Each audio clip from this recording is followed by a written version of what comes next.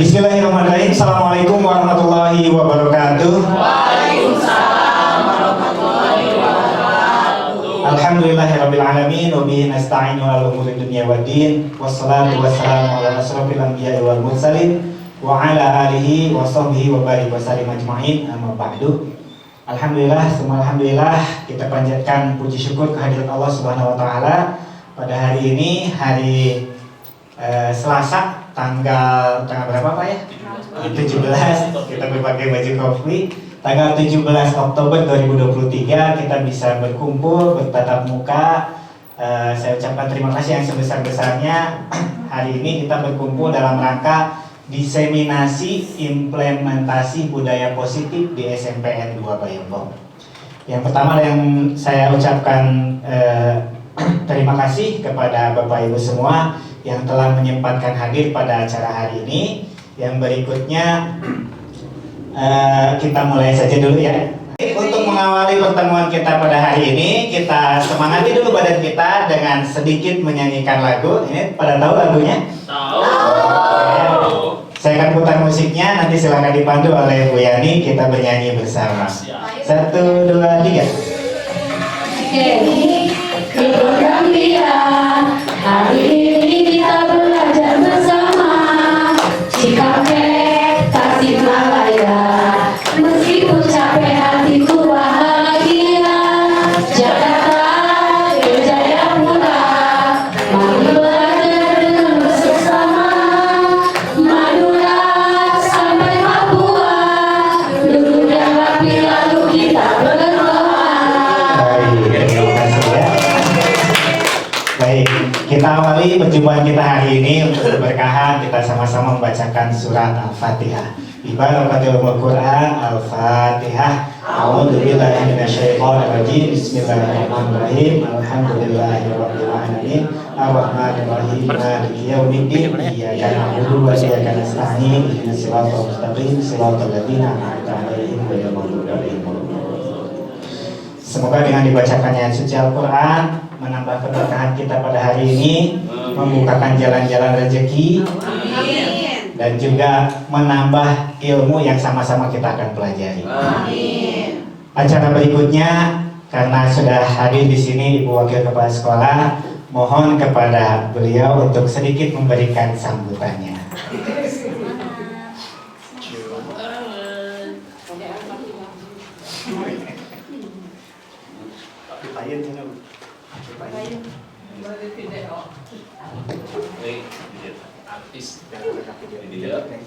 video kita akan RCTI Terus kita dikat akan RCTI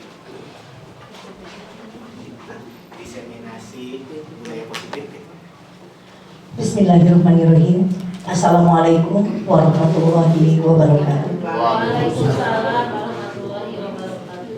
Kepada ibu-ibu dan bapak-bapak yang hadir pada hari ini untuk mengikuti acara diseminasi budaya positif, saya ucapkan terima kasih atas kehadirannya. Semoga kita berkumpul pada kegiatan ini memberikan dukungan dan kita sama-sama belajar untuk bisa menerapkan hal-hal yang kita dapat pada hari ini dalam kegiatan pembelajaran di kelas dengan menggunakan kurikulum belajar Merdeka Belajar. Semoga kegiatan pada hari ini ada dalam ridho dan rahmat Allah, senantiasa kita diberkahi dan ilmu yang kita dapat bermanfaat untuk pembelajaran kita dan untuk anak-anak mengisi kehidupannya di masa sekarang juga untuk kehidupan mereka di masa yang akan datang. Mungkin itu saja yang dapat saya sampaikan. Wabillahi taufiq wal hidayah. Wassalamualaikum warahmatullahi wabarakatuh. Waalaikumsalam warahmatullahi wabarakatuh. Saya ucapkan terima kasih kepada Ibu Wakil Kepala Sekolah yang telah memberikan sambutannya. Baik, kita langsung saja ke acara inti yang berikutnya adalah tentang diseminasi budaya positif. Oke, yang pertama, Bapak Ibu, mohon diperhatikan di depan ada tulisan. Apakah ini? Ada yang barangkali mau berkenan menjawab atau harus pakai bebek? Angka, betul. Ada yang ingin dipertanyakan dengan angka ini? Apa kira-kira? Hah? Jawabannya tuh sama. Kenapa jawabannya sama, betul ya? Atau ada yang ingin menyatakan dulu ini kira-kira penjumlahannya betul atau salah? Salah? Salah Dong. Oke, terima kasih ya. Baik. Di sini bisa dijelaskan sebetulnya ya, tapi sudah bagus ya dengan Bapak Ibu tadi. Yang pertama justru yang dipilih adalah ketika melihat angka-angka ini tidak langsung mengatakan ini salah, tapi langsung menanyakan kenapa hasilnya satu gitu ya. Walaupun mungkin dalam pikiran kayaknya ada yang aneh nih ya gitu, kayaknya ada yang salah nih ya, tapi yang Bapak Ibu lakukan pertama kali adalah bertanya kenapa hasilnya satu. Baik, karena bertanya akan saya jawab. Yang pertama 28 tambah 32, kalau ini tambah menit 28 menit tambah 32 menit hasilnya 1 jam, betul ya? Oke, 3 hari tambah 4 hari hasilnya 1 minggu. betul? 5 bulan tambah 7 bulan hasilnya betul 1? Ya. Jadi di sini apa hikmahnya, apa artinya ya? Nah ini bukan kata saya juga lihat di TikTok, lihat di Instagram. Ini katanya Mary Riana, itu motivator ya, ada di sering muncul seliweran. Dia katakan bahwa ketika kita dihadapkan dengan sesuatu yang kadang tidak sesuai dengan cara berpikir kita, nah ini maka hal yang paling baik kita lakukan adalah bertanya. Kalau kata Ustaz mah fas'alu ahla dzikri in kuntum la ta'lamun. Jadi kalau tidak tahu, kita yang harus kita lakukan adalah bertanya terlebih dahulu. Jangan langsung mengatakan itu salah, gitu ya. Itu nggak boleh, itu apa gitu ya. Karena tidak sesuai dengan persepsi kita yang awal. Tapi dengarkanlah dulu penjelasannya, cobalah mengerti dulu konteksnya, barangkali bisa membuka wawasan dan menambah pengetahuan kita. Itu kata Mary Riana ya. Jadi pada hari ini juga ya, ketika misalnya saya sampaikan budaya positif, yang mana ini judulnya adalah diseminasi. Diseminasi itu artinya menyampaikan kembali yang pernah saya dapat. Kebetulan ini materi ini saya dapat di Pendidikan Guru Penggerak. Walaupun misalnya ada beberapa hal nanti yang ketika kita sama-sama pelajari ada yang sedikit berbeda dengan cara berpikir kita selama ini, mohon diterima dulu. Mungkin begitu ya? Bisa disepakati? Oke ya. Budaya positif. Nah ini ya, budaya positif itu kalau biasanya kita mendengar kata budaya dari awal kita sering biasa gitu ya, terpaksa, terbiasa gitu ya, menjadi kebiasaan, terus apa paling selanjutnya menjadi budaya, karakter. Jadi budaya itu dibangun dari sana. Nah kalau disebut budaya positif, ini juga dibangun dari lingkungan yang positif. Lingkungan positif dibangun dari keyakinan kelas. Keyakinan kelas berasalnya dari peraturan kelas yang seperti biasa kita pakai, peraturan sekolah yang biasa kita laksanakan di lingkungan sekolah kita. Bahasan-bahasan budaya positif terdiri dari 6, nanti yang akan kita bahas. Ini subbabnya mungkin ya gitu ya. Yang pertama tentang disiplin positif dan nilai kebajikan universal. Yang kedua motivasi perilaku, hukuman, penghargaan dan restitusi. Keyakinan kelas, 5 kebutuhan dasar manusia, 5 posisi kontrol dan segitiga restitusi. Ini akan kita sama-sama pelajari selama 1 jam kurang lebih ke depan. Baik, mari kita diskusi terlebih dahulu ya. Mari kita diskusi terlebih dahulu. Ada 5 pertanyaan, 1, 2, 3, 4, 5. Pertanyaan pertama. Kita di sekolah kita ada peraturan sekolah betul? Ada ya. Ada nggak yang melanggar peraturan sekolah? Banyak. Kira-kira pertanyaan pertama, mengapa peraturan sekolah sering dilanggar? Ada yang ingin menyampaikan pendapatnya? Atau mau pakai bebek? Ada yang ingin menyampaikan pendapatnya? Angkat tangan coba. Angkat tangan dulu, masih pagi masih pakai bebek. Oke, Bu Tati. Selamat untuk Bu Tati. Ada door prize.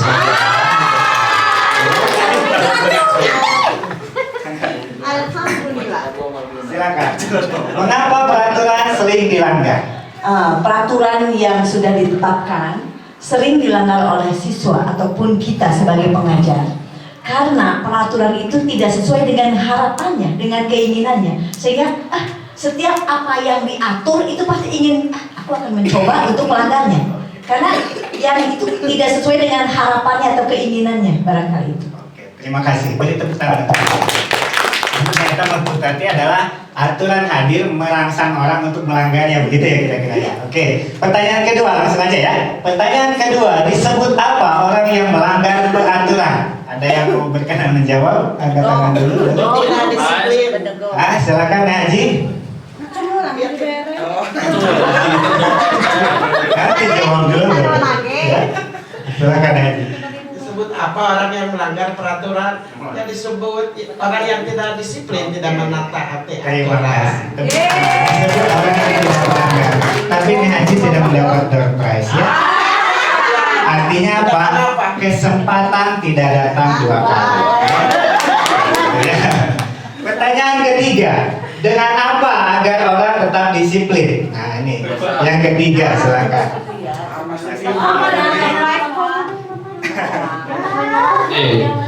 Dengan apa agar orang itu tetap disiplin? Karena kita ini adalah makhluk yang pada dasarnya tidak mau diatur, Pak ya. Tetapi kita harus ada yang mengatur. Kalau kita tidak mengatur diri sendiri, berarti agar tetap disiplin harus ada aturan. Oke, harus ada aturan. Bagaimana agar orang tersebut mau terus taat pada aturan gitu? Oke. Harus ada konsekuensi dari aturan kalau dilanggar. Harus ada konsekuensi. Tepuk tangan untuk Pak Satria. Dan Pak Satria mendapatkan door prize. Kesempatan tidak datang dua kali, tapi kesempatan akan datang pada dia yang terus mencoba. Oke, gitu ya. Gitu. Kesempatan akan datang kepada dia yang tidak berhenti mencoba. Gitu ya kira-kira ya.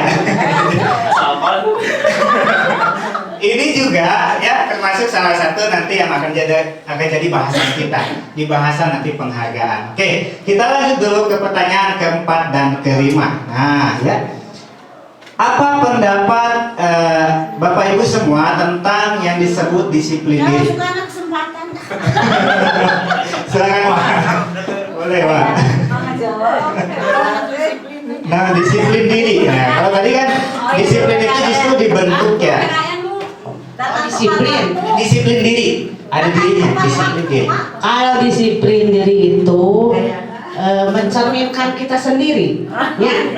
Nah, kalau kita disiplin berarti jiwa perilaku kita baik.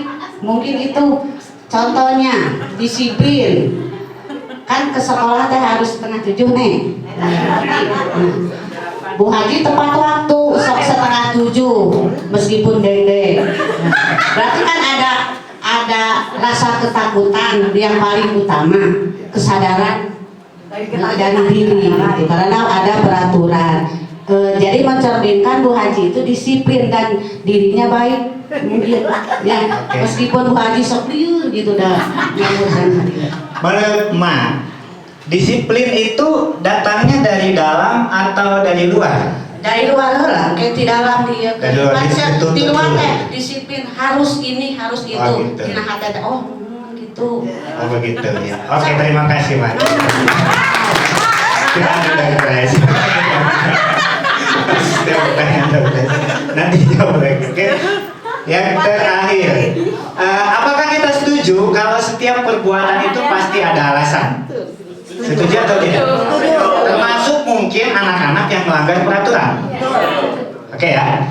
Oke, kita lanjutkan dulu. Dan mohon tadi di save dulu apa yang tadi sudah kita sampaikan dari Bu Tati, dari Nek Haji, dari Pak Satria dan Ma gitu ya. Apa-apa nanti supaya kita nyambung berikutnya. Nah ini ya, teori kontrol. Nah ya, teori kontrol.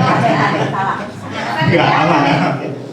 Nah ini, kalau tadi kita kilas balik ke sini ya, kebanyakan ya, mudah-mudahan di sini enggak. Tadi dari hasil jawaban-jawaban tadi sebetulnya sudah di sini insya Allah sudah lingkungannya sudah menuju lebih baik. Kadang-kadang kalau di tempat lain ya, peraturan itu ya tadi betul dengan yang disampaikan Bu Tati sering dilanggar. Kenapa? Karena tidak sesuai dengan hati nuraninya si orang yang diatur itu, gitu ya. Kemudian dia dikatakan ketika melanggar disebut tidak disiplin dan sebagainya. Dengan apa kita menjaganya? Dengan konsekuensi, atau di tempat lain lebih parah dengan bahasanya dengan hukuman. Kalau yang sudah rajin supaya terus rajin gimana? Dikasih penghargaan kayak tadi, dikasih reward gitu ya, supaya terus mau macem nanya gitu kan. Gitu kan. Terus disiplin diri datangnya dari mana? Betul, kita tadi datangnya dari kesadaran. Karena tadi tidak bisa dipaksakan seperti kata Pak Satria. Itu bukan sesuatu yang bisa ditutup dari luar, itu datangnya dari dalam. Nah, dan kita yakin setiap perbuatan itu pasti ada alasannya. Nah, hanya terkadang di dalam kehidupan sehari-hari seperti yang disampaikan, kadang-kadang suka ada aja nih kita terjebak dalam ilusi. Ilusi itu hayalan ya. Hayalan bahwa kalau guru itu boleh mengontrol muridnya. Ada yang seperti itu? Ada ya. Bahwa penguatan positif efektif dan ilusi bahwa semua penguatan positif efektif dan bermanfaat. Contohnya misalnya kalau kita terus press, terus tekan, terus apa ini buat kebaikan dia. Ada nggak yang berpikir begitu? Gitu ya. Ini anak pokoknya mah harus nurut ini dari ini demi kebaikan dia. Gitu ya. Akhirnya kita paksakan. Entah di rumah sebagai orang tua, entah di sekolah sebagai guru. Yang ketiga ada lagi ilusi yang lain bahwa kritik dapat membuat orang merasa kritik dan membuat orang merasa bersalah, dapat menguatkan karakter. Biarin aja. Misalnya ketika ada anak jatuh, dah bohong ada tanya kalah wae gitu ya. Jadi kita teh ke anak teh jatuh, sakit, nangis, sama kita teh puas ya rasain gitu ya. Ada yang begitu? Sebetulnya kita kalau menurut Dr. William Glasser kita hidup dalam keadaan ilusi. Ini juga sama yang terakhir sama dengan yang awal bahwa orang dewasa merasa punya hak untuk memaksa anak-anaknya. Ya.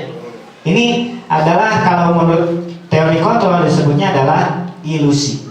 Kita terjebak dalam ilusi itu sehingga kita tidak membuat keadaan menjadi lebih baik. Sebetulnya kalau kita rinci lebih jauh apa yang tadi disampaikan nenek, kenapa anak kemudian yang tidak taat aturan disebut apa? Disebut tidak disiplin. Kalau kita rinci di sini, pengertiannya Dian Gorsen tentang disiplin itu dari bahasa Yunani gitu ya. Artinya adalah belajar. Tinggal kita tanya dalam diri kita masing-masing ketika anak jatuh, nangis misalnya gitu ya. Terus kita marahi, apakah dengan dimarahi anak menjadi belajar? Nah itu ya. Nah itulah kata kunci disiplin begitu. Jadi kata kunci disiplin itu. Jadi kalau dia tidak mendapatkan ilmu sesuatu ketika dimarahi loh ya mungkin dia dengan jatuh didiemin dia jadi berpikir, oh saya berarti harus hati-hati, itu belajar. Itu menuju ke arah kedisiplinan. Tapi ketika kita marahi, bongana mana mata terekelan wae, apa yang dirasakan anak? Kecewa, marah. Sempat nggak dia berpikir untuk mencari makna, belajar, mencari hikmah dari kejadian itu? Nah itu ya. Jadi disiplin itu tujuannya adalah ini. Ketika anak tidak menaati sebuah peraturan, entah siswa tidak menaati sebuah peraturan, kita sebut tidak disiplin, artinya tidak belajar. Maka tentunya kita sepakati dong, kalau anak tidak belajar, maka kita kondisikan supaya dari kejadian melanggar itu anak bisa belajar. Setuju atau tidak? Nah gitu ya. Kita harus kondisikan anak supaya menjadi belajar. Kenapa? Karena tadi disiplin itu datangnya dari dalam diri.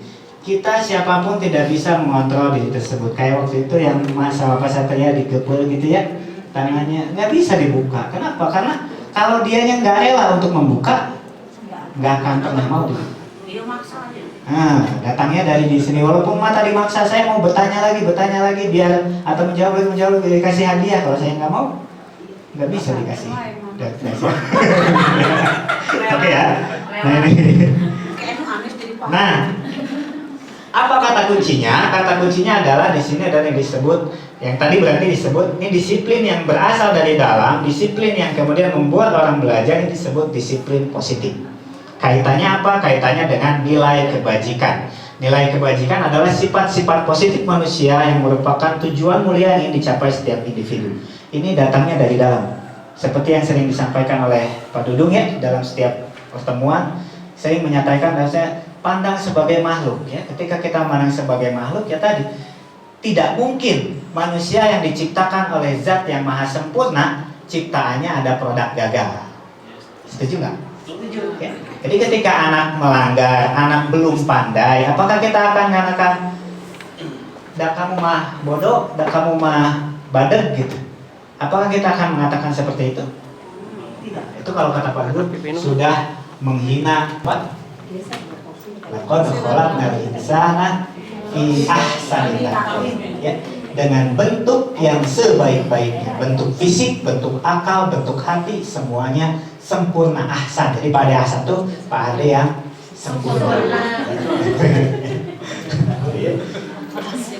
Oke, yang berikutnya Dian Gorsen mengumpulkan bahwa dengan mengaitkan nilai-nilai kebajikan yang diyakini seseorang, maka motivasi intrinsiknya akan terbangun. Jadi supaya anak mencapai belajar dengan tadi mencari disiplin tadi, maka harus dikaitkan ke dalam hatinya. Kalau kata Agimah, yang datang dari hati akan sampai ke hati.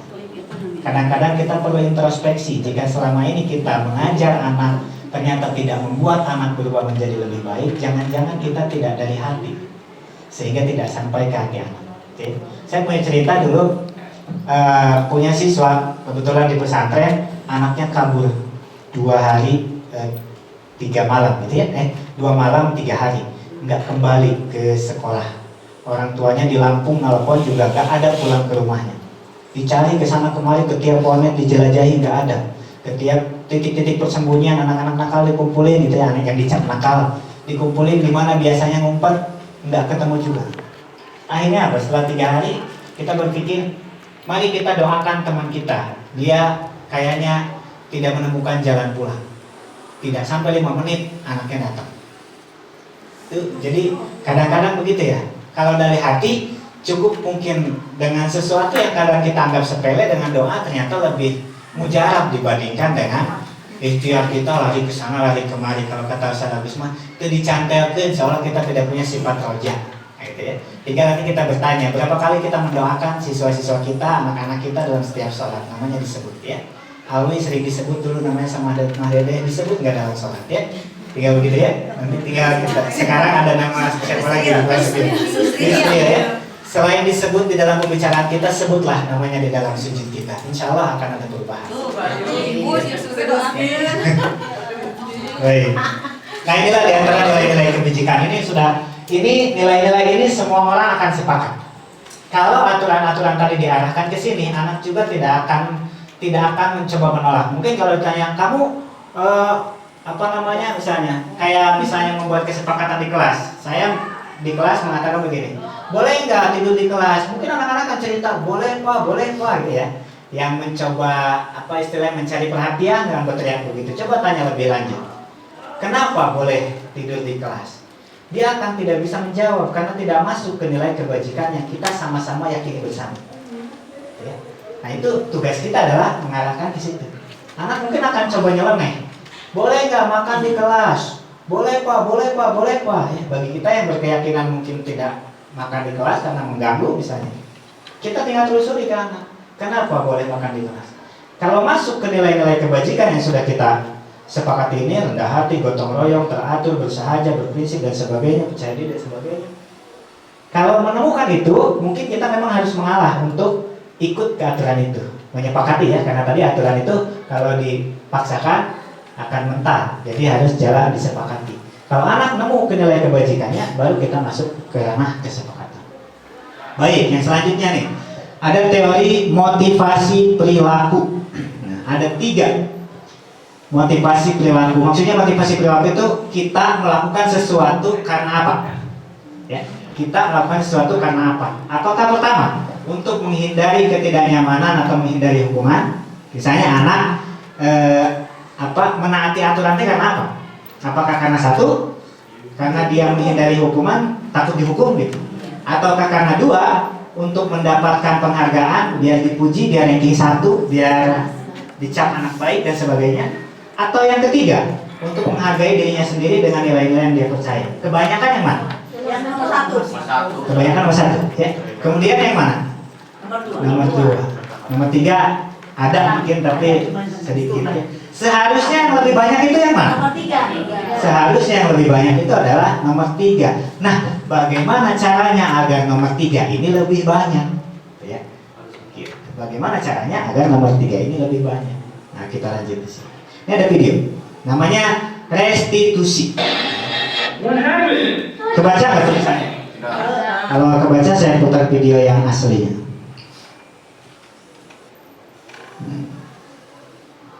Tuh gara-gara tadi di close itu. Tuh. Oh salah ini 42.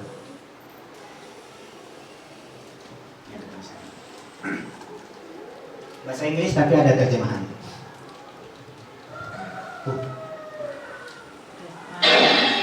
What happened?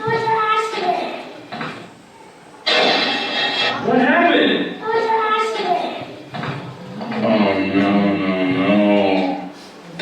mommy's favorite bowl. Jelas tulisannya ya? Ada anak menjatuhkan mangkok kesayangan ibunya, pecah. Kita ditanya dulu nih, apa reaksi kita kalau itu kejadian kita sebagai bapaknya? Semoga dewasa ya, dewasa. Setelah dewasa Pak? Langsung anaknya dipangku. Anaknya pangku. Kita lihat di sini. Yang aman. Nah, What happened? I was trying to get a banana. Then I just slipped. No.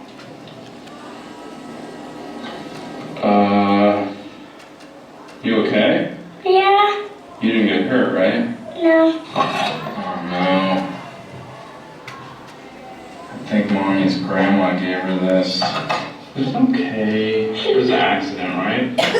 Yeah, so it's okay. Don't worry about it. Okay. Well, I guess we should clean this up, right? Yeah, Alright. Don't move from there, okay? okay. I'm gonna clean it up.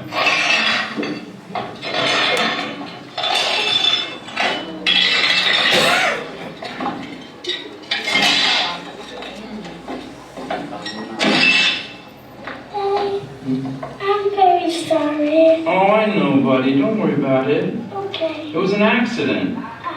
How are we gonna tell mommy? yang nggak ada ya, lagi pergi. I know. My thoughts exactly. Have any ideas?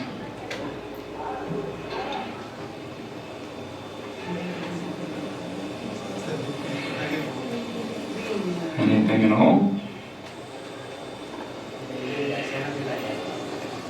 We should go get a new one. A new one? Yeah. That's a good idea, but this one, I don't think you can buy this one in the store anymore. Why? Because this one was really old. I'm pretty sure mommy's grandma gave it to her. Oh. But we could go find one that looks similar to it. Yeah. Should we go do that? Yeah. All right, let me finish up cleaning and we'll go get one that looks just like it. Yeah. All right. Lanjutin part 2 atau enggak? Lanjutin. Kalau enggak kan lanjut part 2 ya. Kita lanjut dulu part 2. Iya, ya.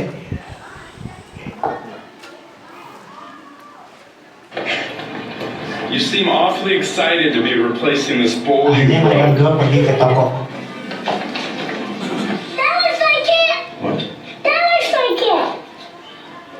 Ooh, this does look like it. You think this will work? Yeah. You think she'll notice? Yeah. Wait, you think she'll notice? No. Okay, cool. Let's get this. Yeah. All right. Ooh, wait, I have an idea. What? We should get mommy a backup present to give her in case she notices that's not her bowl, to make her less mad at you. That's a great idea. Alright, let's find Go. something. We are just waiting on the couch for mommy to get home. Yep. Are you nervous at all? A little bit. You are? Yeah. So am I, to be honest. Mommy? Yay, mommy's home! Mommy! That's natural. Hi, guys! Hi, How was your day? I'll go ask her how her day was. Hi, Mommy! Hi, buddy. Hi, Mama. Hi, mommy. Oh, I miss you too. Hey, Titus. Hi. You want to go talk with me for a second? Yeah. Come on. Okay, so, I kind of feel bad she doesn't notice. Should we tell her the truth? Alright, let's tell her the truth. Whatever happened, it was an accident, right? Yep. And we have those backup presents. Yep. Alright, let's go tell her. Titus has something to tell you. Mommy? That's a new bowl. It is. Did you guys get a new bowl? Yeah. What happened to the other bowl? Do you want to tell her what happened? I was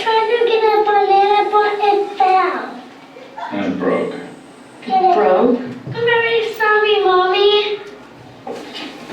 It's okay, buddy. But we got you something. You got me stuff? Yeah. Go get it, go get it, go get it. Here we come. Here. And say sorry again, Mommy. Sorry again, Mommy. Oh, it's okay. Oh, It's your name. Thanks, buddy. Welcome. That was really nice. Sorry again, Mommy. Oh, it's okay. Love you, Mama. I love you. Well, buddy, lesson learned, right? Yeah. It's better to be honest with people Yeah. and to shower them with gifts, Exactly. especially your mommies. Yeah. Oke, terima kasih ya. Udah, cuman 2 sesi. Baik, kita lanjutkan ya. Ada yang mau mencoba menyimpulkan dari video tersebut? Siapa? Tahu nggak?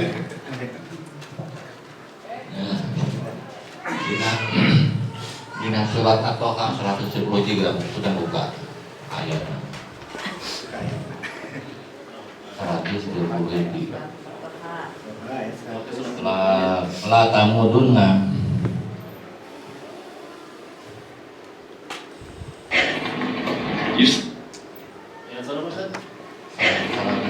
You seem off.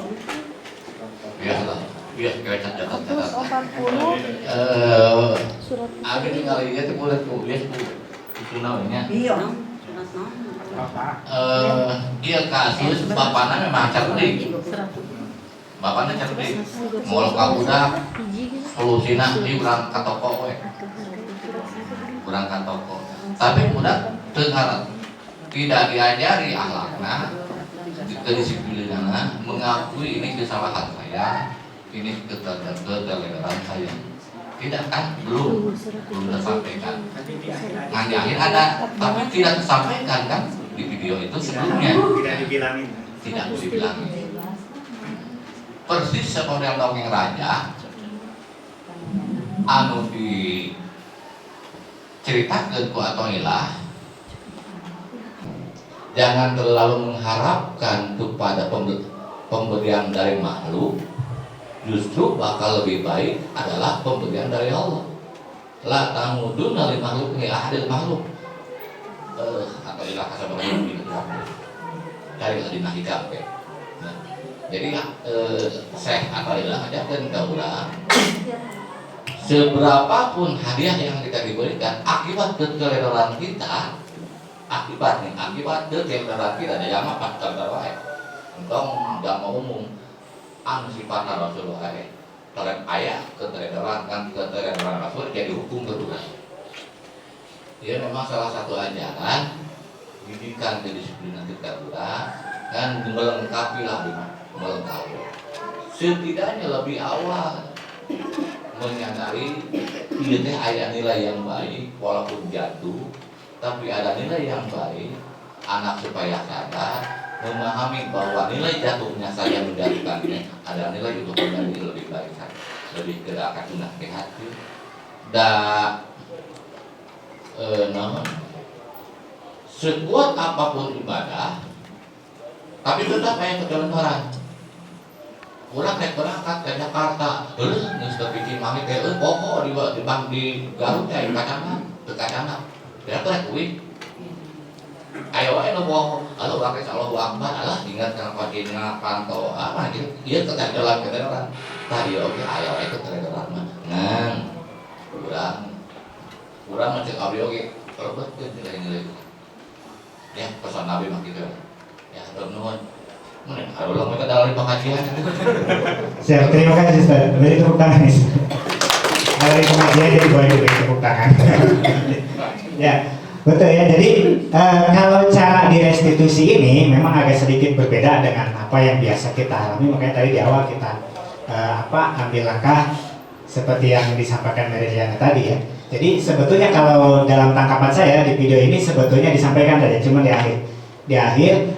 tidak dengan secara langsung secara lisan disampaikan oleh si bapak ke anaknya jadi si anak diajarkan untuk menemukan. Nah, untuk menemukan. Jadi di sini restitusi itu pendekatannya seperti itu. Jadi mungkin saking jenuhnya teori-teori yang sebelumnya yang menghukum, reward and punishment dan sebagainya. Di sini ada tawaran yang baru untuk menciptakan yang tadi, yang awal ya, supaya yang ketiga ini muncul untuk menghargai nilai-nilai sendiri yang sama-sama dipercaya itu. Jadi sebetulnya ada, yakin di setiap anak itu potensi kebaikannya ada, cuma mungkin belum keluar. Nah, bagaimana mengeluarkan itu? Bagaimana anak bisa mau meminta maaf tanpa merasa terhina? Tanpa minta maaf bukan sesuatu yang hina, ya. Minta maaf bukan sesuatu yang hina. Melakukan kesalahan juga bukan sebuah hal yang mutlak dosa, gitu. Itu mutlak dosa dalam arti ini kan kesalahannya ada yang tidak sengaja, ada yang kecelakaan, ada yang apa. Gitu. Jadi kalau saya menangkap di sini restitusi itu sebagai alternatif yang lain untuk mengantarkan si anak dengan sendirinya menemukan dan mengeluarkan kebenaran yang ada di dalam hatinya itu. Jadi itu di sini pendekatan restitusi yang diharapkan bisa mencapai poin yang ketiga, menghargai nilai diri sendiri yang dipercaya. Ya. Nah, jadi terus apa restitusi teh? Nah, ini restitusi menurut pengertiannya adalah dia adalah sebuah pendekatan untuk menciptakan disiplin positif yang tadi. Jadi pendekatan yang dilakukan dengan cara tadi mungkin kontekstual, agak berbeda dengan yang tadi disampaikan Ustaz, betul memang ya. Tinggal kita mengelaborasinya lebih jauh gitu. Jadi kita tidak meninggalkan pola-pola yang sudah teruji dari lama, ini hanya tawaran yang baru. Saya kira ini pun tidak bertentangan. Saya ingat ceritanya Nabi Musa belajar dari Nabi Khidir. Nah, itu pun sama ya. Jadi tidak bertanya dulu, tidak dijelaskan dulu. Tapi Nabi Musa ketemu Nabi Khidir, dia ikut dulu, kontrak belajarnya begitu, kata Nabi Khidir, ikuti dulu, jangan nanya. Gitu. Jadi ketika Nabi Khidir membunuh anak kecil, membolongi kapal dan sebagainya, Nabi Musa tidak diizinkan bertanya dulu. Nah, itu bentuk kesepakatan. Baru nanti setelah turun, sudah 3 kali bertanya nih Nabi Musa, Nabi Khidir bilang, kamu sudah bertanya kebanyakan.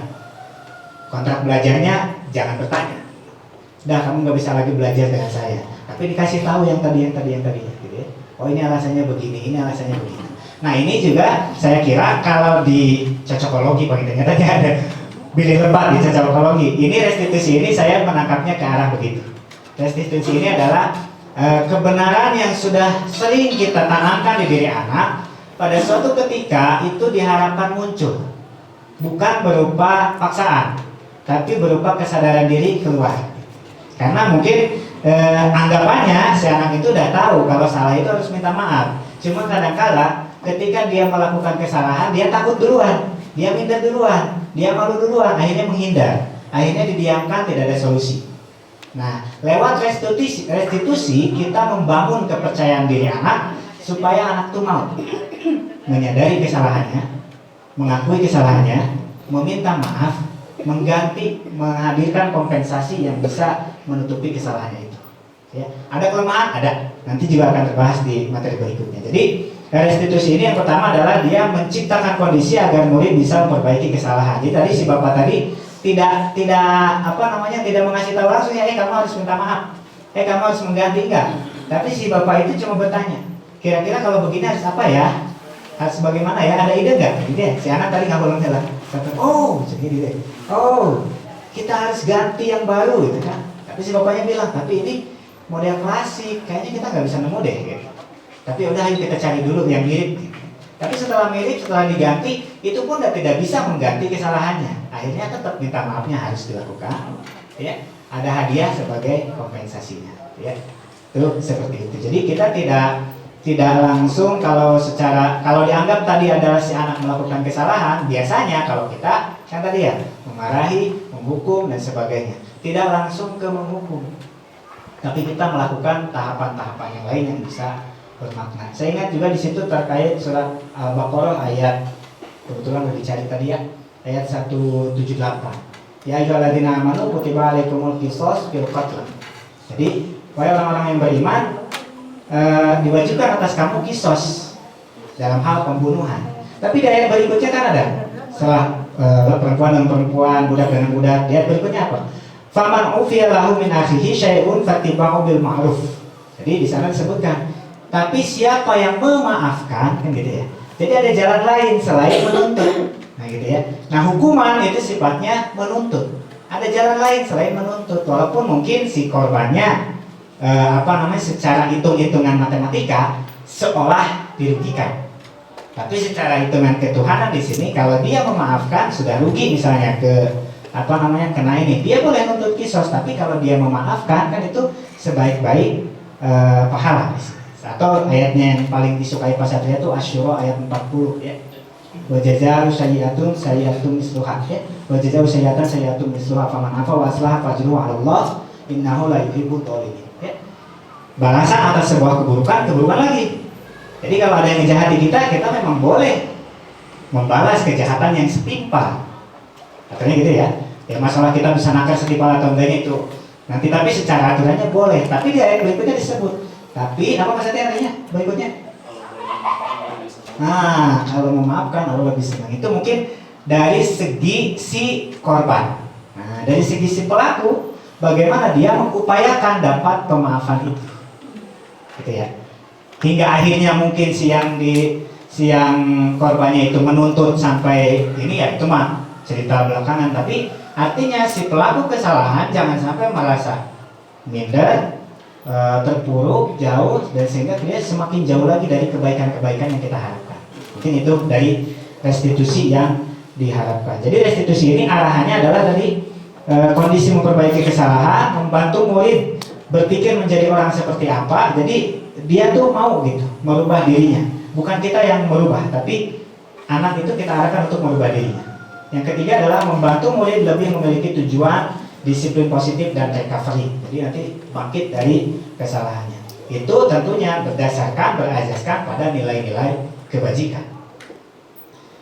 Nah, yang berikutnya ini ada perbandingan hukuman, konsekuensi, dan restitusi. Singkat saja saya bacakan. Yang pertama, kalau dasarnya hukuman, maka dia akan berbasis kepada sesuatu yang menyakitkan harus terjadi. Kayak tadi ya, balasan. Benar ya? Kalau dia misalnya karena kamu sudah melanggar, kamu pokoknya harus mendapatkan ini, mendapatkan itu, keburukan yang kita paksakan. Benar ya seperti itu kira-kira? Ya. Tapi kalau dengan konsekuensi, nah jadi ada 3 di sini, ada hukuman, ada konsekuensi, ada restitusi. Kalau hukuman tadi, pokoknya kita nggak mau tahu. Kalau kamu udah berbuat kesalahan ya kamu harus begitu. Ya. Kalau kamu misalnya sudah kalau pelanggaran sekolah apa yang biasanya di ini? Telat misalnya gitu ya. Kalau kamu sudah telat, hukumannya kamu sudah tahu itu harus push up 20 kali. Pokoknya nggak mau tahu, kamu harus push up. Gitu aja nggak ditanya kita tuh si anaknya kenapa telat.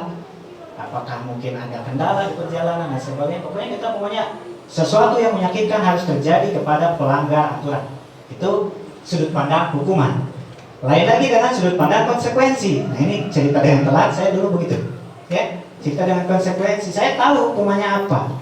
Nah dikasih tahu sama gurunya, pokoknya kalau kamu telat begitu-begitu. Ditanya sih alasannya apa. Misalnya saya dulu angkotnya ngetem dan sebagainya. Tapi saya tahu konsekuensinya kalau telat saya itu harus keliling kelas-kelas mengabsen.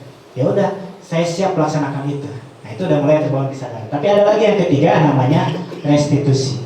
Restitusi itu menjadi pilihan. Jadi dia menyadari keadaan dirinya, menyadari kesalahannya di mana. Ketika dia telat, kita tanya-tanya, kita pancing-pancing, kita keluarkan sisi positif dalam dirinya. Kenapa kamu telat hari ini? Dia nanti akhirnya menanya diri sendiri. Oh saya telat karena bangunnya telat. Kenapa bangunnya telat? Oh karena begadang. Berarti besok lusa kalau kamu dia tidak telat lagi, kamu gimana? Oh saya tidak boleh tidur terlalu malam.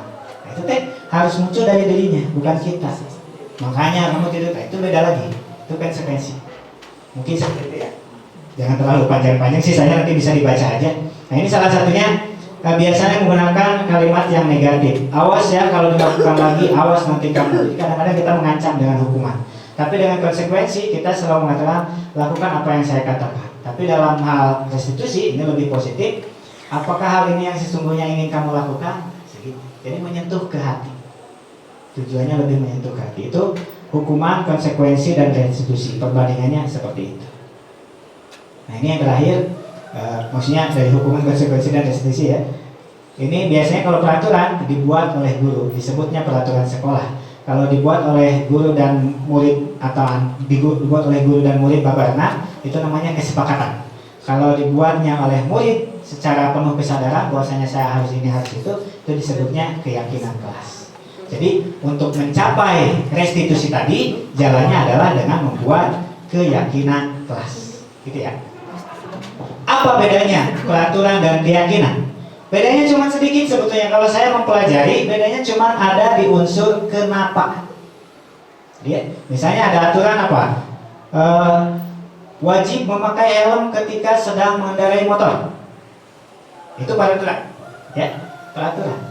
Kadang-kadang kita nggak bertanya kenapanya, tidak dijelaskan ke orang yang menggunakan motor itu kenapanya nggak dijelaskan. Padahal ada kenapanya. Kalau kita ungkap unsur kenapanya, kenapa harus memakai helm? Oh, karena demi keselamatan.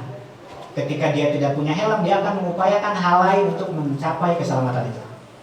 Ya. Misalnya lagi, kenapa harus piket di kelas? Ya. Oh, alasannya kebersihan. Nah, ini kebersihan ini disebut keyakinan kelas. Tapi wajib piket di kelas itu namanya peraturan. Itu bedanya aturan dengan keyakinan. Keyakinan nanti diharapkan bisa disebut pembuktian terbalik. Contoh gini, di kelas ada anak yang piket 3 orang. Pada hari itu tidak hadir tiga-tiganya. Kelas menjadi kotor. Sisa 27 siswa lainnya tidak ada yang membersihkan. Apakah 27 siswa itu melanggar peraturan? Tidak, karena dia bukan jadwal piket. Tapi kalau berangkat dari keyakinan, karena dia yakin kebersihan itu adalah hal yang harus dijaga, maka walaupun tidak ada piket, mereka akan mau membersihkan. Nah, itu mungkin ya bedanya peraturan dengan keyakinan kelas. Itu contoh yang paling sederhana yang saya tangkap dari sini. Mungkin juga ada yang saya miss-miss, mungkin ada, nanti sama-sama kita diskusikan.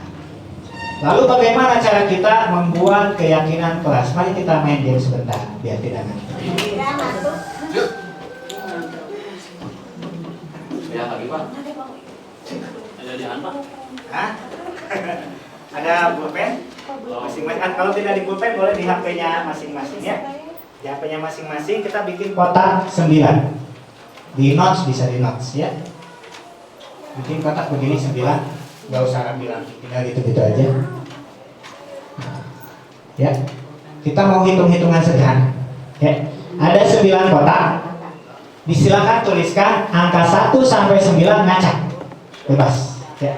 Saya akan coba nanti melakukan ya. Misalnya ngacak, misalnya saya tulis di sini 7, 1, 4, 5, 6, 9 gitu ya. Berapa yang belum? 2, 3. Berapa lagi belum? 8. Terserah Bapak Ibu bebas. Silakan tuliskan. Ya. Mau pakai kertas itu boleh, mau di HP juga boleh, atau HP-nya nanti buat ngitung boleh ya. Silakan dicoba. Udah? Sampai sini udah? Belum.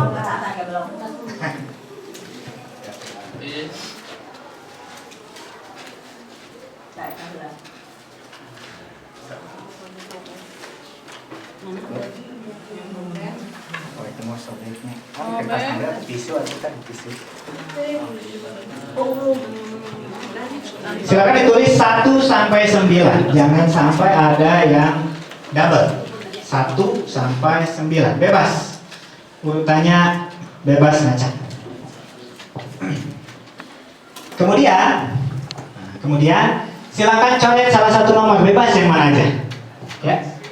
Misalnya saya coret yang ini. Nah, boleh ngaji boleh yang mana aja. Pak Adit boleh yang mana aja coret. Sudah? Kalau sudah, tolong jumlahkan ke bawah, tapi yang dicoret jangan diajak. Ya. Misalnya ini 4 tambah 9, 13 tambah 8, 21. 2 bawa ke atas. 2, 3 tambah 3, 6. Yang 5-nya jangan diajak. Ya. Silakan jumlahkan. Kalau susah ngitungnya boleh pakai kalkulator di HP. Oke. Ini jumlahkan ke bawah. 4, 9, 8. 2, berapa tadi? 4, 9, 13. 13, 8, 21. Bawah 2. 2, 3. 3, 3, 6. 7, 6, 13. 13, 15. Nah, gitu ya. Jumlahkan ke bawah. Tapi yang dicoret jangan diajak. Sudah? Nanti yang tidak ketebak boleh dapat door prize. Dengan catatan hitungnya benar. Ya. Kalau hitungnya benar, sama saya nggak ketebak, tidak berubah guys. Ya, itu juga ngitung matematika biasa. FWCC. Sudah? Sudah jumlahnya? Oke, silakan boleh Bu Tati sebutkan jumlahnya. Yang sebelah. Jumlahnya aja. Sebelah. 16, 28. 1628 gitu? Iya. Saya akan coba tebak angka yang dicoret. Ya. Oke. Angka 1. Betul. Betul? Oke, tepuk tangan untuk kita. Bu Eni mau coba? Berapa jumlahnya? 16, 76. 1676. Berapa? 1676 gitu? Iya. Angka 7. Iya. Oke, terima kasih. Ada lagi yang masih penasaran mau ditebak? 1782 mah ini ada 1 yang dicoret. Betul? Kan salah gitu Pak. Oh iya betul 9. Berarti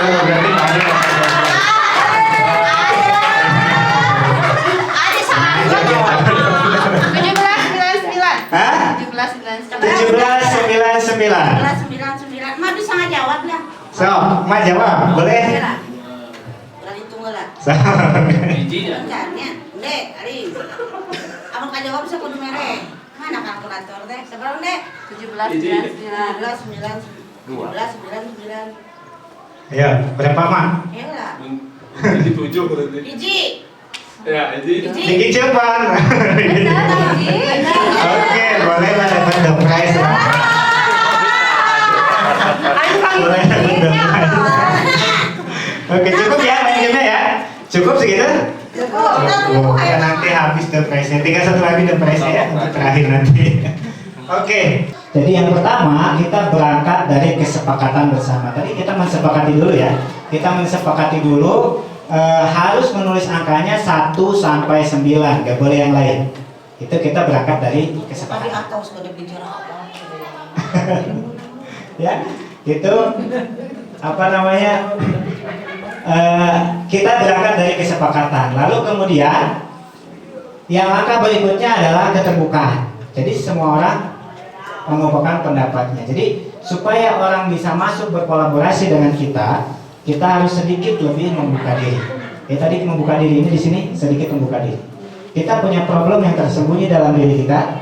Ini tidak bisa terungkap, ya, tidak bisa terselesaikan. Orang lain pun tidak bisa membantu kita. Dengan catatan kalau kita membuka diri, menyebutkan jumlahnya, baru kita bisa berkolaborasi. Gitu ya. Jadi berangkat dari kesepakatan, kemudian membuka diri, membuka hati dan pikiran, baru yang ketiga kita bisa berkolaborasi. Itu tahapan membuat keyakinan kelas ya. Nah ini secara lebih lengkap dituliskan seperti ini. Jadi langkah pertamanya adalah kita sudah punya peraturan kelas, kita tinjau ulang peraturannya ya. Peraturannya tinjau ulang. Jika masih menggunakan kalimat-kalimat yang negatif, ubah dulu menjadi kalimat yang lebih positif. Karena prinsip dari keyakinan kelas itu menggunakan kalimat yang positif. Yang berikutnya kita buat diskusi pendalaman indikator. Cirinya apa sih kalau orang udah misalnya tadi ya memakai masker ketika keluar rumah atau ketika ke sekolah. Alasannya apa? Kesehatan. Apa cirinya kesehatan itu? Oh, menampilkan tubuh yang sehat, jadi itu indikator-indikatornya. Misalnya tidak menyakiti teman. Apa nilai kebajikannya, nilai keyakinannya? Nilai keyakinannya misalnya adalah menghormati. Apa ciri yang menghormati teh? Oh, selalu menyapa ketika bertemu, selalu salam santun dan sebagainya. Itu indikatornya yang harus kita sepakati. Yang berikutnya juga tidak kalah penting adalah diskusi peran tugas. Kita harus mendetailkan. Siswa juga harus tahu guru fungsinya apa, siswa fungsinya apa. Ya, dalam hal menjalankan keyakinan kelas itu. Dan yang terakhir, ini kita buat komitmen bersama, dituliskan, kalau perlu dipajang di kelasnya. Setelah itu jangan sungkan untuk meninjau ulang setiap pertemuan berikutnya. Barangkali ada hal yang belum masuk dan sebagainya, tapi juga tidak boleh terlalu banyak. Bisa aja berlaku temporal. Mungkin pekan ini berkaitan dengan penghormatan, mungkin pekan depan berkaitan dengan keselamatan. Seterusnya boleh aja seperti itu. Yang pasti bukan suatu hal yang tabu jika itu harus selalu tinjau ulang. Oke. Nah, sebelumnya kita sudah sepakati bahwa orang itu ketika melakukan sesuatu pasti punya alasan, betul? Setuju? Belum berubah pikiran ya?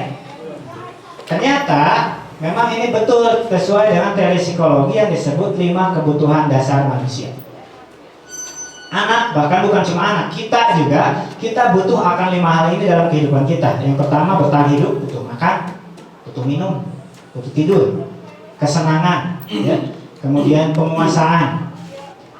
Ibaratnya kalau kata Bapak KS, siapa sih yang gak senang dipuji? Ya sering begitu. Siapa sih yang gak senang dipuji? Ini kasih sayang dan rasa diterima, kebebasan. Nah, ini kadangkala ketika anak melakukan sebuah pelanggaran, ada hal dari 5 kebutuhannya yang belum terpenuhi.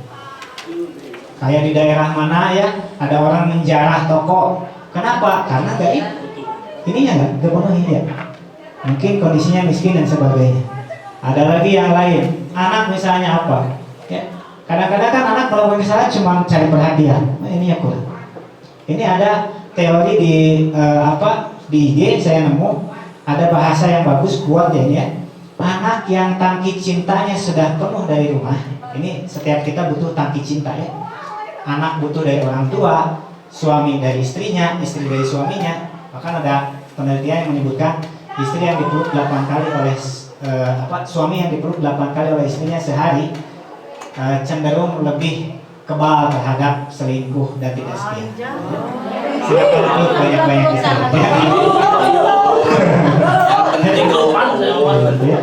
Itu katanya.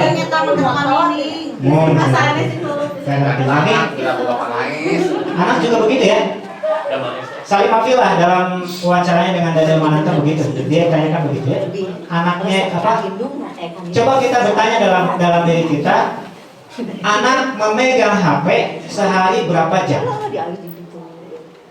Physical touch-nya dengan HP. Anak lah, jangan kita lah, anak ya. Anak pegang HP sehari berapa jam?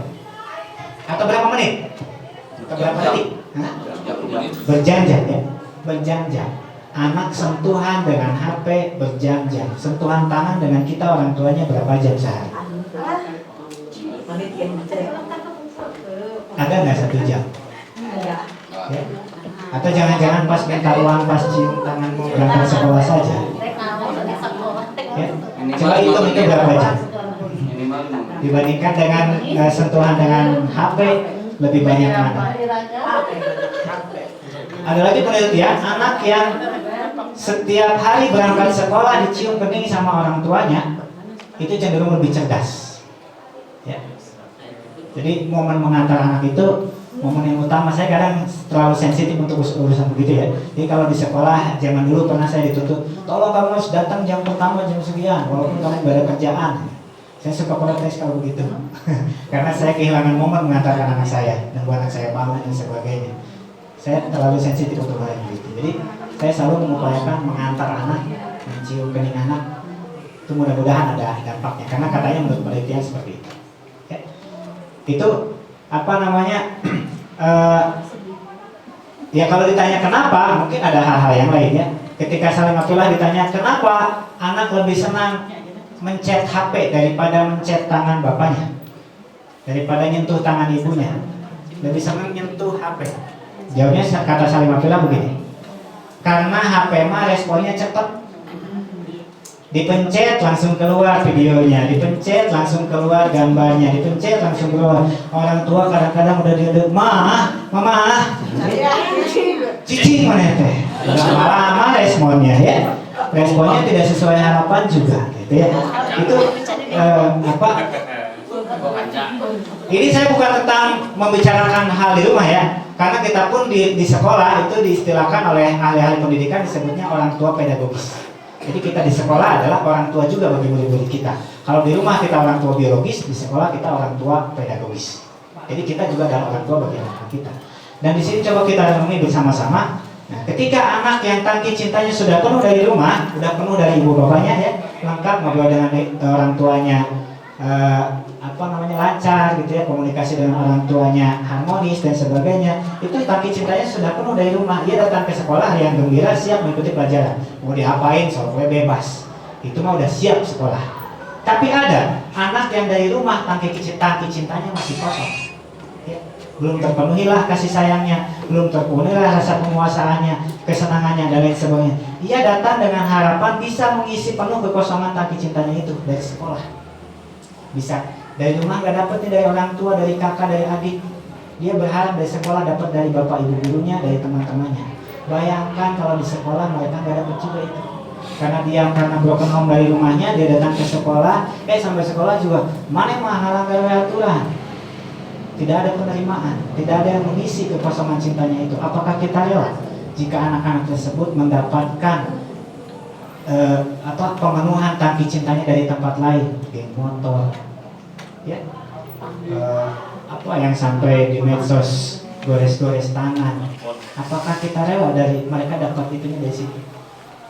Dia sedang pengen ada diakui, diterima ya, dia pengen ada rasa diterima. Kemarin ada di sekolah lain mengatakan begitu, kasusnya begitu, kayak ada anak gak dapat teman, sendirian terus. Akhirnya dia mencoba Badung biar teman-temannya mau temenan sama dia, dan akhirnya teman-temannya mau teman sama dia, tapi di mata bapak ibu gurunya jadi jelek. Dia sedang mencoba memenuhi tangki cintanya. Kalau kita orang-orang yang baik, yang soleh, tidak mengisi kekosongan itu, maka pasti akan diisi oleh yang lain. Udah 1 jam belum? Lebih ya. Lanjut belum? Ya. Nah, ini ada 5 posisi kontrol yang bisa kita pilih sebagai guru. Ya. Yang pertama adalah posisi penghukum. Tinggal kita posisikan diri kita mau di posisi yang mana. Arahannya sih, kalau menurut teori budaya positif ini, kita ada di yang manajer. Ini cirinya ada. Kita tinggal bertanya ke dalam diri. Ada tipikal penghukum dalam rangka menegakkan keyakinan kelas atau peraturan tadi. Ada yang memposisikan diri sebagai penghukum. Apa cirinya? Nada bicaranya selalu tinggi. Kalau ngomong melotot, jadinya suka nunjuk-nunjuk, suka menghardik, sering kasih hukuman baik fisik maupun verbal, ya, dengan kata-kata yang menyakitkan, dengan hukuman fisik lainnya. Jika kita memilih peran yang ini, kemungkinannya siswa akan menjadi mudah marah. Dia akan mendendam dan cenderung agresif, cenderung menolak melawan. Ya. Tapi kalau kita beranjak ke posisi yang kedua, membuat rasa bersalah, nadanya sih pelan gitu, tapi nyelekit gitu ya. Tapi nyelekit. Kalau ngomongnya suka ada yang malas, halus, sedih, kadang-kadang memanfaatkan kondisi hening teh untuk biar anaknya merasa lebih terpuruk, lebih nangis dan sebagainya gitu. Luka, mau ngasah mana juga gitu, pelan-pelan dan sebagainya. Pelan ngomongnya mah, tapi akhirnya si anak merasa dia merasa gagal, dia merasa tidak bisa membahagiakan orang lain. Akhirnya dia memilih untuk ya udah aku mah apa tuh. Nah, kalimat-kalimat itu muncul dari situ karena sering diposisikan menjadi orang yang merasa bersalah. Yang ketiga, ada yang posisinya teman. Ini bagus sih ya. Teman itu ada misalnya ramah, akrab, kadang bercanda, dekat dengan anak-anak. Tapi ada kekurangan. Kalau kita memilih posisi teman, kadang-kadang si anak jadi ketergantungan. Ya, jadi ketergantungan karena nyaman dengan kita. Ada komisi yang keempat, pemantau. Yang ini nadanya datar. Bahasanya tubuh. Ini mah pokoknya berkaca ke aturan aja. Enggak marah, enggak. Tapi kalau anak melanggarnya pokoknya mah udahlah aturannya gini, kamu begini. Udah aja gitu, datar ngomongnya. Si anak gak dapat pelajaran dari situ ya.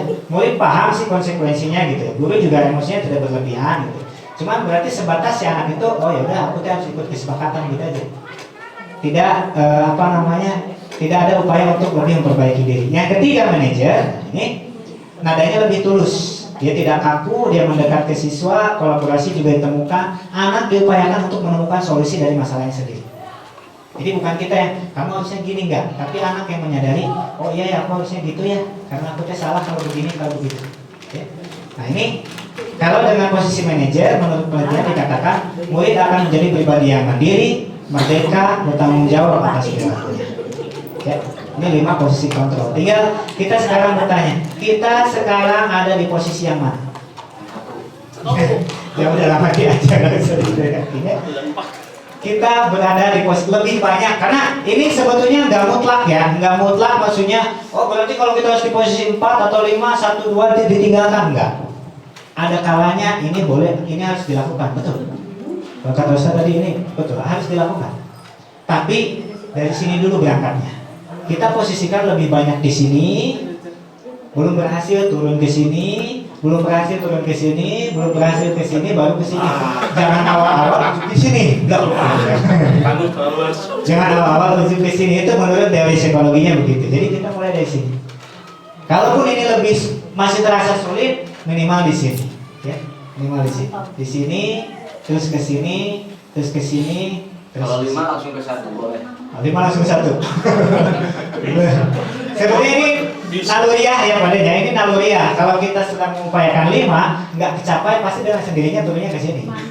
Nggak akan mungkin langsung ke sana. Kecuali kita mulai dari sini, udah pasti ke sini. Ya, gitu. Atau dari sini masih mungkin sudah ke sini. Tapi untuk siswa-siswa tertentu Pak. Ya, ya karena kadang ada, ya betul. Karena ada siswa yang saya pernah di sini mencoba restitusi ke satu anak. Kenapa kamu? Pak, saya mau izin pulang. Ibu saya kecopetan di pasar. Oh begitu. Oh kesiannya ibu kamu. Kok bisa nelfon ke kamu? Dan sebagainya. Saya lembut-lembutin. Singkat cerita diambil alih sama Pak Hendi. Sama Pak Hendi langsung dengan penekanan. Sini nomor HP saya ditelepon. Ternyata ditelepon ngebohong. Ibunya nggak kenapa-napa. Gitu kan? Ada yang begitu.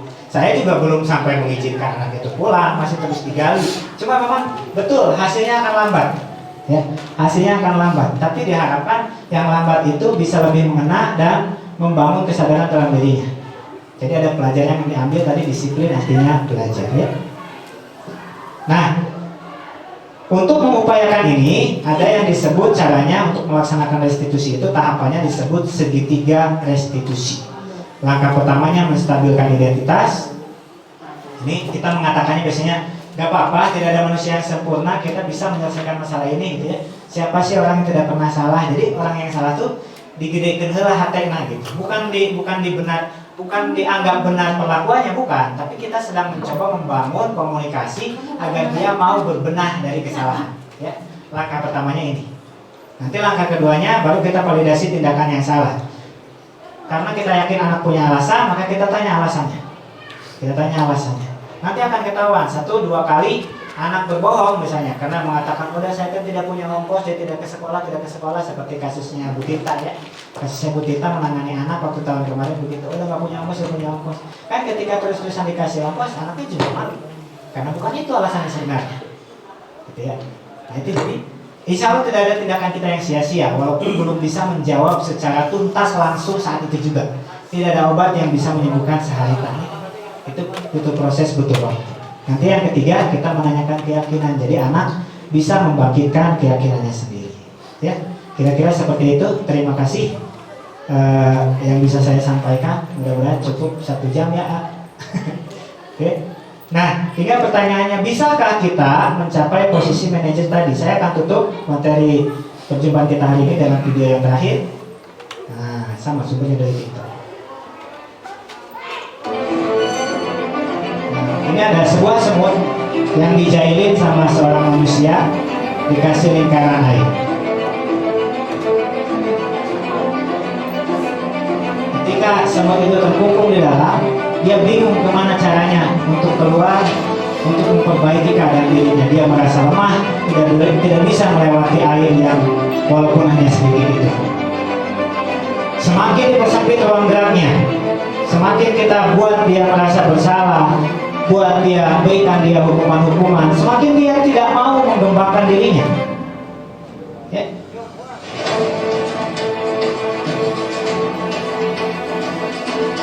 Hingga akhirnya kondisinya terus hingga dia membiarkan dirinya terkungkung. Tidak ada orang yang membantu membukakan lubang lebih besar untuk dia untuk bisa menyelesaikan proses ini. Sampai akhirnya dia harus tenggelam dalam keterpurukan, baru dia sadar dia punya kekuatan besar untuk mengembangkan diri. Terima kasih, boleh tepuk tangan untuk kita semua. Jadi sekali lagi itu ya. Kalau siswa kita diibaratkan semut yang tadi, Sudah mah dia terkungkung sempit, jangan sampai kita terus lagi mengkungkung dia lebih sempit lagi sehingga dia harus terpuruk dulu. Jangan.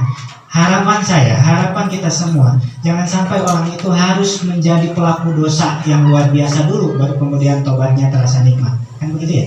Walaupun Ustaz almarhum Ujian dulu terpuruk ke narkoba dan sebagainya, kemudian dia bisa bangkit dan menjadi dai luar biasa senasional, tidak perlu kita kan menjadi pelaku narkoba dulu.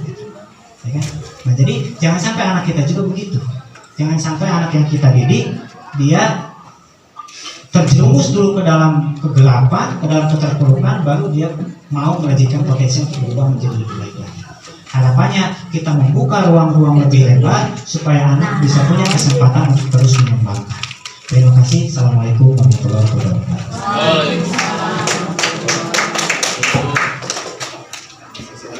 Udah cukup belum Pak videonya?